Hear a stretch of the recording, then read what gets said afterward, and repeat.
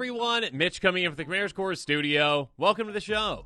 So on today's episode, I've got an exciting one for you with the most fun budget 3-color commanders to play right now. And of course, there's a handy-dandy link in the description below with a list of these commanders for you to pick up. Let's jump into them. Thantis, the Warweaver, is such a fun commander to play right now. A 5/5 Spider Vigilance and reach for 6 mana in Jund.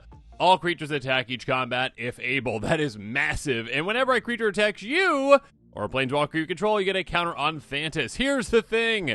In Commander, more and more over the years, I feel like, it has become basically alright, build up your board, wait.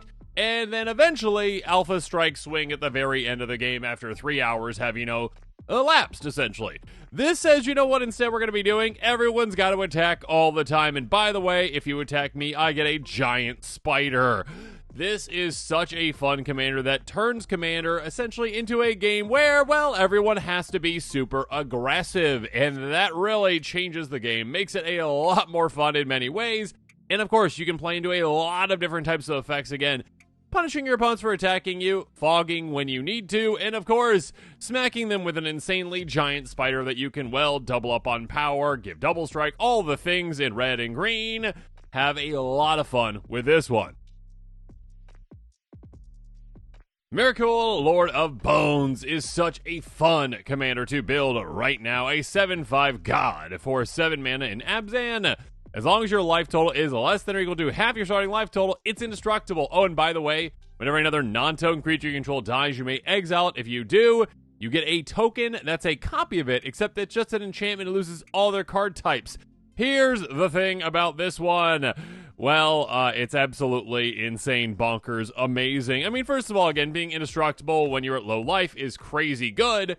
But also, of course, turning your creatures into enchantments isn't a downside, it's an upside. It makes it so that, again, those creatures that you have that maybe have insanely good abilities but are quite weak on the battlefield now are easier to stay in play. They essentially have, well, hey, I'm kind of immune to all the creature board wipes. Again, like the Wrath of God type effects, now they can just avoid. Again, enchantments, in my opinion, are the hardiest type of card out there. Basically, it stays in play the longest typically. In this segment, it says, let's turn our creatures into just that. So all of a sudden, we've got them staying in play a lot. Of course, we can, well, do some crazy things with them, too. Some combos as well. Some ones that are like, yeah, infinite mana, infinite life loss. All of these great things. It is such a fun and unique commander, turning creatures into enchantments and doing so indestructibly. Have fun with this one. Maelstrom Wanderer is an absolute blast to play. A 7/5 elemental for 8 mana in Temur. Creatures you control have haste, and it's got Cascade. Super simple commander. And again, as a reminder, Cascade basically is, hey, reveal at the top of your life until you hit something smaller, cast that for free. And again, with this one, it's like, do that twice. This is the commander that is like the ultimate spin the wheel type commander where you're just like, yeah, okay, all right. Get to a lot of mana, play this, and all of a sudden, what am I hitting off the top? Oh, some giant amazing things. Oh, cool. A creature, great. Oh, cool, that has haste. Oh, I can swing with the giant amazing new creature really quickly. It is such a fun commander, and of course, you can set yourself up. There's ways to set the top of your library, ways to know what the top of your library is, ways to put things on top of your library from your hand, again, brainstorm type effects. There's ways to know what you're going to hit with this, but of course, just being able to go, yeah, let's ramp, spin the wheel, and see what happens. It is such a fun and exciting commander, and again, one that grants haste, lets you be super aggressive with your opponents. It is such a great commander to build around right now. Check it out, pick it up. Piru, the Volatile, is such a fun commander, an underrated commander in my opinion. A 7/7 Elder Dragon with flying and lifelink for 8 mana. My goodness. 8 mana in Mardu. Very specific mana value, but that's okay. We've got plenty of ways to ramp and fix our mana. We will do that when we get this out. Oh, by the way, oh no, at the beginning of our upkeep, the sacrifice unless we pay 3 mana in our colors. Oh no. That's actually a good thing, because when Piru dies, deals 7 damage to each non-legendary creature.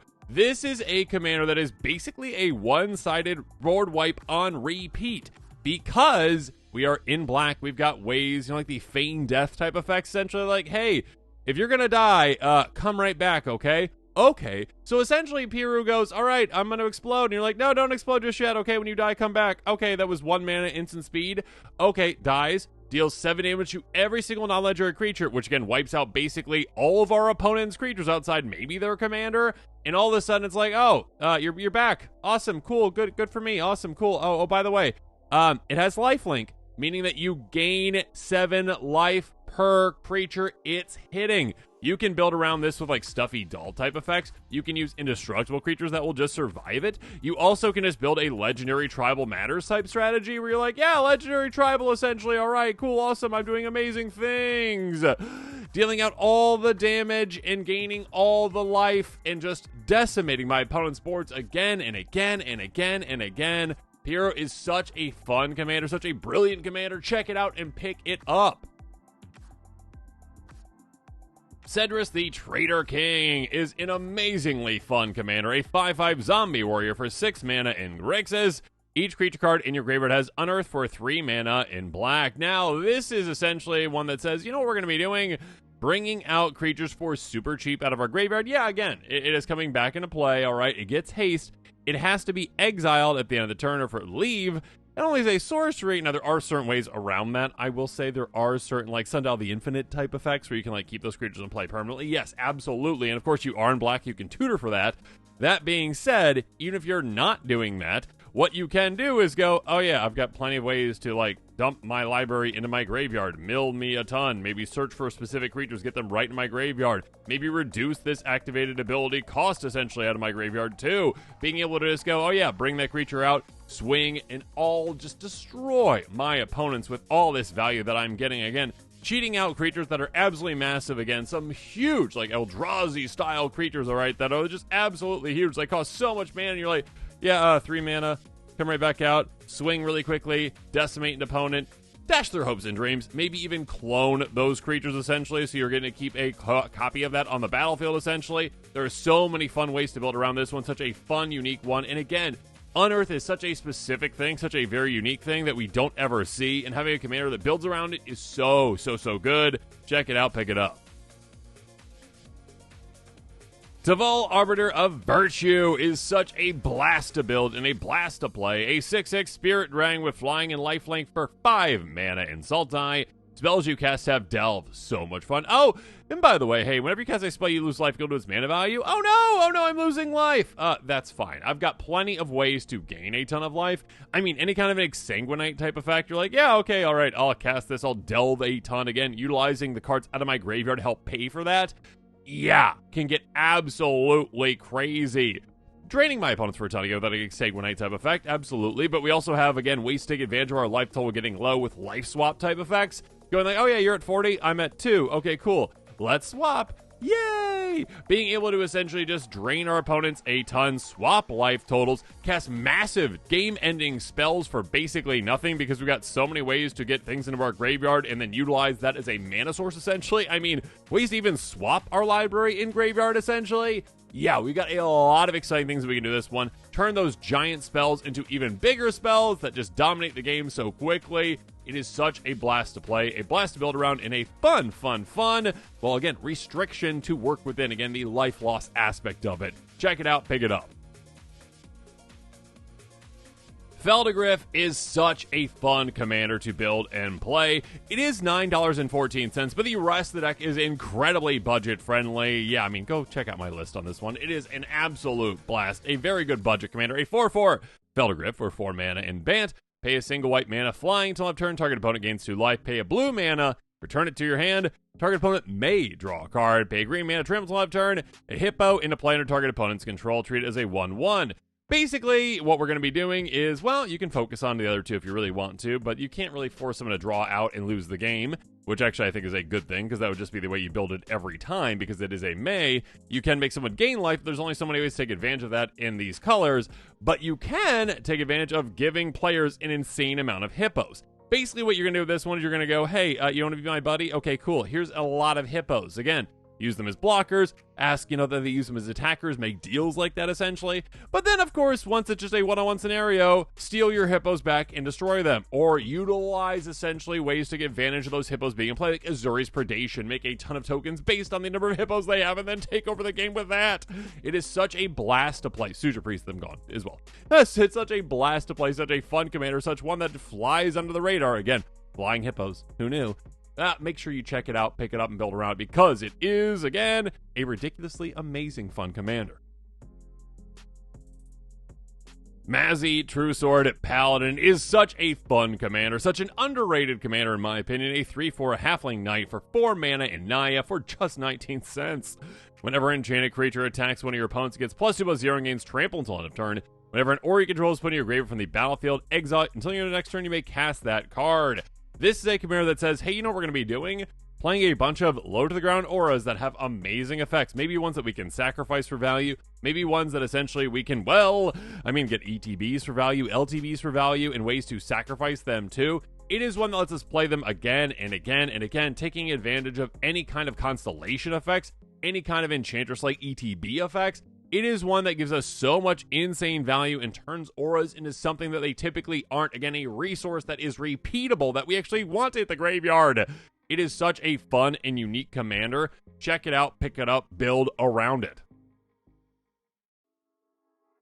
Zur Eternal Schemer is an absolute blast to play. A 1/4 human wizard with flying for 3 mana in Esper. Enchant creatures you control have Death Touch, Lifelink, and Hexproof. Ouch. For 2 mana in white, target non-aura enchantment you control becomes a creature of other types that has base power and base toughness equal to its mana value. Now, this is one where you can just do some absolutely crazy cool things. First of all, again, if someone's trying to take out one of your enchantments, you're like, nah, no thank you. Actually, let's just turn you into a creature, and now because you're an enchantment creature, you've got Hexproof. Oh, by the way, also Death Touch, Lifelink, and if you have a good amount of mana value, you're also a massive creature too. That being said, what you can do with this one is turn your enchantments into creatures, which makes them a lot easier to copy again with clone effects. And with that, again, getting some absolutely massive, really cool enchantments out there that usually shouldn't be able to be copied so easily, and now you've got multiple of them. Maybe ones that you can now populate because you actually made a copy clone of something, and all of a sudden you're like, oh yeah, I've got Song of the World Soul out there. That's a, just token out there now, and all of a sudden, every time I cast something, I get more and more and more of it. You can do some crazy cool things with this one, some very unique plays with this one. It is such a unique and fun commander. Check it out and build around it. Pramikon Sky Rampart is such a fun commander, such a unique commander in Jeskai, a 1/5 wall for 3 mana flying defender, enters the battlefield, choose left or right. Each player may attack only the nearest opponent in the chosen direction. Planeswalkers controlled by that opponent. This is a very unique commander. Again, I believe, it was the first wall commander, maybe the only wall commander out there, and don't say changelings, come on everyone. We know that this is just a specific commander, alright? That being said, being able to go, hey, when it comes into play, I determine the flow of the game, alright? Again, usually it's just free for all, swing whoever you want, and I'm saying, no, what's happening essentially is, we're going in this direction again, we're swinging left, because on my left is the biggest threat in the world, and I don't want them swinging at me. On the right is someone who has no army at all, and will not be attacking me, or has a very small army, and I can deal with them. Essentially, you go, hey, you know what we're going to be doing? I'm going to be protected, and the opponent from across me is going to be very upset with me because, well, they're going to get swung at quite a bit. And then when the game shifts, when things change, and all of a sudden the player on my right is a big threat, you know what? I very easily just blink this, it goes away, it comes back, and I choose the side that I really want now, and I switch it around again.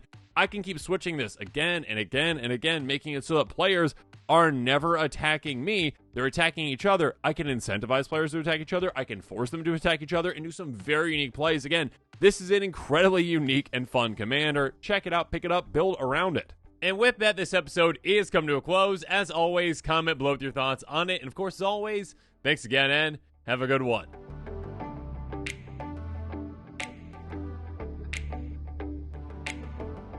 This show and episodes like this one are possible thanks to viewers like you. If you're looking for an easy way to help support this show, make sure that you like, share, and subscribe. Also, hit that bell notification icon so you don't miss any new episodes. You can also go check out our playmats and other merchandise at thecommandersquarters.com. Another easy way to support this show is with our TCG player affiliate links. So whether you're buying a deck or individual cards, you can use this general link right here or one in the description. And the final way that you can support this show is by supporting us directly by becoming a patron. There are many benefits to being a patron, and I truly couldn't do this without all of their support.